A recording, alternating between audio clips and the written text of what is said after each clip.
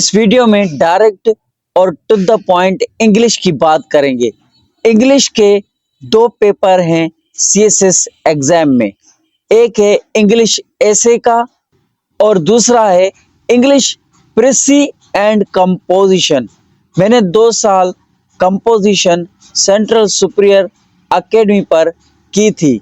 इसके लिए आपको कंप्लीट गाइड इस वीडियो में देने वाला हूं, आप देखें। ये देखो फेडरल पब्लिक सर्विस कमीशन वालों का सिलेबस, जो कि स्टूडेंट को बताया गया है आपको क्या और कैसे पढ़ना है। इंग्लिश एसे की 100 मार्क्स है टोटल, आपको 30 मार्क्स से पास करना है। देखो फेडरल पब्लिक सर्विस कमीशन वाले एक स्टूडेंट से, एक कैंडिडेट से क्या एक्सपेक्ट करते हैं, क्या पूछते हैं, क्या लिखना होता है इंग्लिश एसे में, क्यों 90% लोग इंग्लिश एसे में हर साल फेल होते हैं। तो उन्होंने जो लिखा है सिलेबस में, मैं वो आपके सामने पढ़ रहा हूं और स्क्रीन पर यहाँ पर लिखा भी है।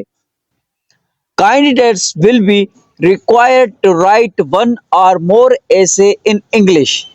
A wide choice of topics will be given. Candidates are expected to reflect the comprehensive and research-based knowledge on a selected topic. Candidates' articulations, expressions, and technical treatment of the style of English essay writing will be examined. ये English ऐसे के बारे में उन्होंने हमें बताया है। ठीक है, जो अभी न्यू सीएसएस एस्पायरेंट है, न्यू कैंडिडेट्स है, न्यू लोग सीएसएस की अब तैयारी करेंगे 2027 के लिए। 2027 की तैयारी करने वाले लोग वेट बिल्कुल ना करें। ये महीनों का काम नहीं, ये सालों की कंसिस्टेंसी का काम है। मतलब कि आपको एक डिसिप्लिन और टाइम सेट करके डेली काम, पढ़ाई, स्टडी करनी है। मेरे इस चैनल पर सीएसएस एस्पायरेंट्स के लिए सारा मटेरियल अवेलेबल है।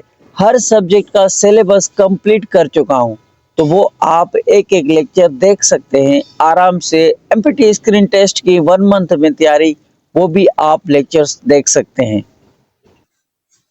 और आपको पता है इंग्लिश एसे का सबसे पहले मेन पार्ट आता है इंट्रोडक्शन। आपको इंट्रोडक्शन लिखना आता है या नहीं? अगर नहीं आता जिनको, बिल्कुल, तो ये मेरी वीडियो देखें। इसमें जो भी फेडरल पब्लिक सर्विस कमीशन वाले आपसे पूछते हैं और जो एग्जामिनर एक्सपेक्ट करता है एक स्टूडेंट से, वो मैंने यहाँ पर आपको स्ट्रक्चर पढ़ाई है, इंट्रोडक्शन की स्ट्रक्चर। और जो फेडरल पब्लिक सर्विस कमीशन वालों ने हमें सिलेबस दिया है कि इस सिलेबस के मुताबिक जो इनमें टॉपिक्स है वो आप तैयार करें, जो हम रिकमेंड कर रहे हैं उसी तरीके से पढ़ें, तो आप अच्छा स्कोर कर सकते हैं।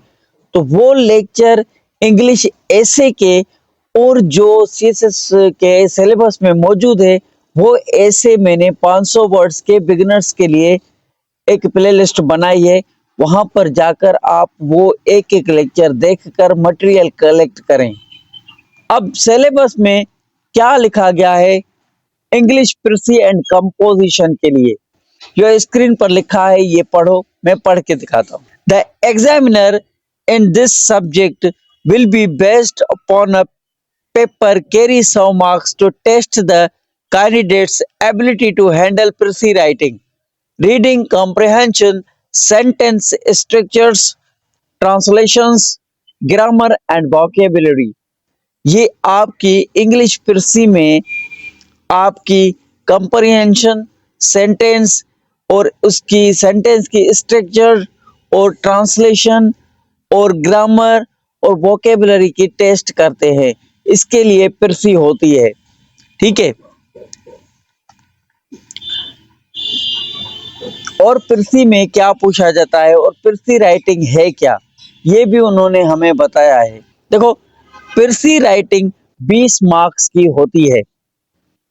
A carefully selected passage with an orientation of generatic understanding and enough flexibility for comprehension shall be given for the precising and suggesting an appropriate title.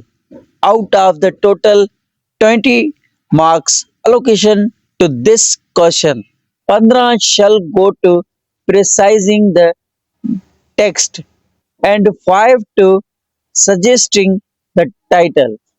ये एग्जामिनर आपसे फेडरल पब्लिक सर्विस कमीशन वाले आपसे student से candidate से expect करते हैं, जो कि 90% लोग इनको फॉलो ही नहीं करते। सिर्फ मटेरियल कलेक्ट करना ये चीज़ें नहीं आती, इनमें आपको हर चीज़ सीखनी पड़ती है, महीनों की मेहनत लगती है। दूसरे नंबर पर आता है रीडिंग कॉम्प्रिहेंशन। अब रीडिंग कॉम्प्रिहेंशन में 20 मार्क्स हैं। ये क्या बताते हैं, ये क्या कहता है? A carefully selected passage that is rich in the substance but not very technical and disciplined. Specific shall be given, followed by 5 questions. Each carries 4 marks. ठीक है, कंप्रीहेंसिव एक आपको पैसेज दिया जाएगा, वो आपको पढ़कर अपनी लैंग्वेज में लिखना होता है। इसका मतलब यही होता है, कोई बड़ी बात नहीं, बस फॉलो करें जो वो स्ट्रक्चर आपको बताते हैं। तीसरे नंबर पर कंपोजिशन में आता है grammar and vocabulary. 20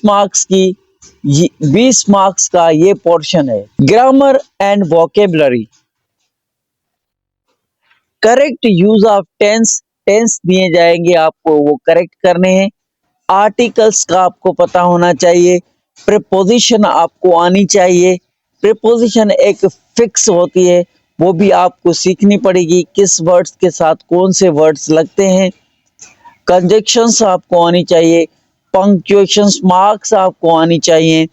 phrasal verbs आपको आने चाहिए। सिनोनियम और एटोनियम etc।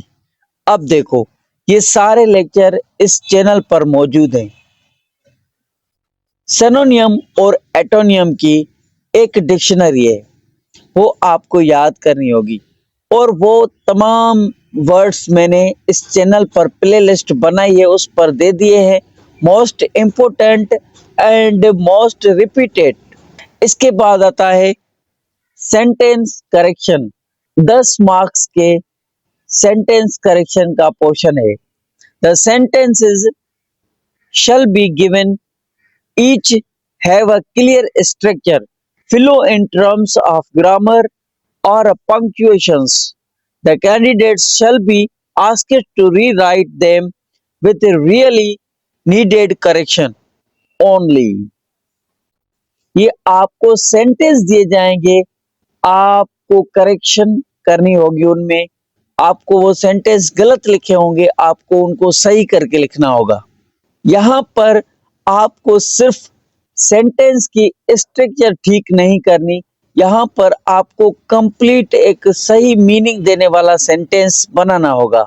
Without making unnecessary alternation, no 2 or more sentences shall have exactly the same problem, and 2 or 3 sentences shall be based on correction of the punctuation marks. 2 अलग अलग sentence होंगे, लेकिन उनको ठीक करने के अलावा उनकी मीनिंग भी अलग अलग होनी चाहिए, ऐसी आपको करेक्शन करनी होगी। ये एस्पायरेंट्स इंग्लिश में फेल होने की वजह है। कितनी गहरी बातें लिखी हुई हैं। उसके बाद आता है ग्रुप ऑफ वर्ड्स। 10 मार्क्स का ग्रुप ऑफ वर्ड्स पूछा जाएगा। A random list of 20 words of the moderate standard, neither very easy nor utterly unfamiliar, तो shall be given।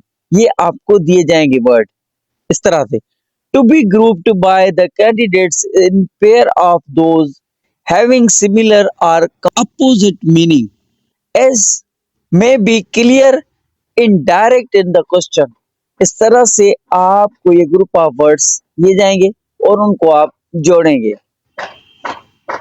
उसके बाद आता है पेयर ऑफ वर्ड्स, 10 मार्क्स का ये पोर्शन है।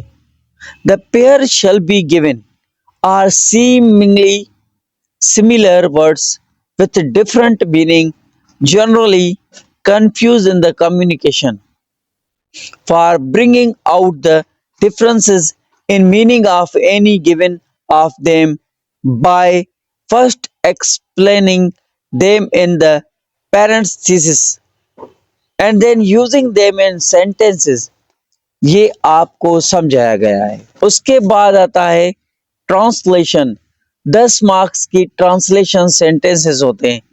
10 short Urdu sentences involving structural composition, sufficient terms, and the figurative idiomatic expression shall be given to be accurately translated into English.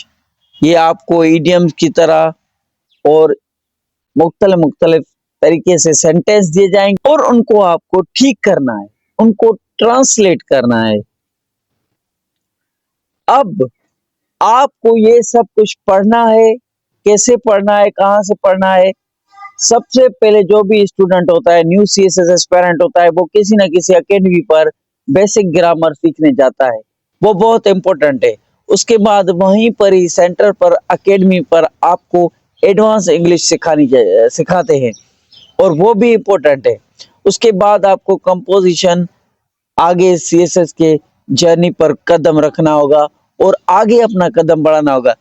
वैसे federal public service commission वाले और CSS exams conduct करने वाले आपसे, student से क्या चाहते हैं, वो आपसे ये चीजें चाहते हैं, इस तरह से स्ट्रक्चर बनी हुई होती है हर चीज की। तो फेडरल पब्लिक सर्विस कमीशन वालों ने आपको बुक भी रिकमेंड किए हैं कि ये बुक पढ़ो, हम इनसे आपके सारे सवालात लेके आएंगे पेपर में। तो वो पेपर कौन से हैं? तो उनमें आता है नंबर 1 पर इंग्लिश ग्रामर इन यूज, जो आपको फेडरल पब्लिक सर्विस कमीशन वालों ने बुक रिकमेंड किए हैं रीडिंग के लिए, वो मैं आपको नाम यहाँ पर सेंड कर देता हूँ, आप देखें। सबसे पहले रेमोंड मॉर्फी, कैम्ब्रिज यूनिवर्सिटी का प्रेस, ठीक है। इंग्लिश ग्रामर इन यूज इसका नाम है। English practical English usage, Oxford university का है। लिटिल ब्राउन हैंड बुक, ये लिखे हुए हैं नाम 6 इंग्लिश के लिए। बाकी अगर आपको दूसरे सब्जेक्ट की मालूमात चाहिए तो कल वीडियो आएगा, उसमें हम पाकिस्तान हिस्ट्री की कंप्लीट बात करेंगे। उसके बाद हम इस्लामिक स्टडी की बात करेंगे, उसके बाद जनरल साइंस और एबिलिटी की बात करेंगे। सारे लेक्चर इस यूट्यूब चैनल पर आपको मिल जाएंगे बिल्कुल free of cost. Keep watching, subscribe, like और कमेंट जरूर करें।